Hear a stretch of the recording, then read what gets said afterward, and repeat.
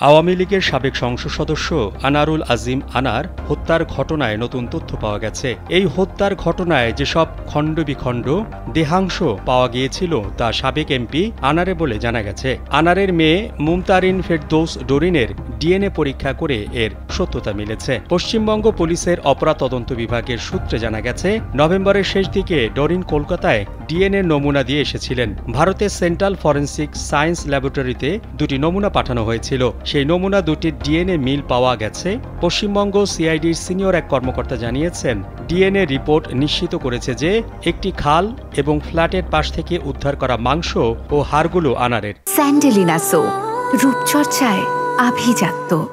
চলতি বছরের 12 মে তিনি চিকিৎসার জন্য ভারতে গিয়ে কলকাতায় বন্ধু গোপাল বিশ্বাসের বাড়িতে ওঠেন। সেখান থেকে বেরিয়ে নিখোঁজ হন।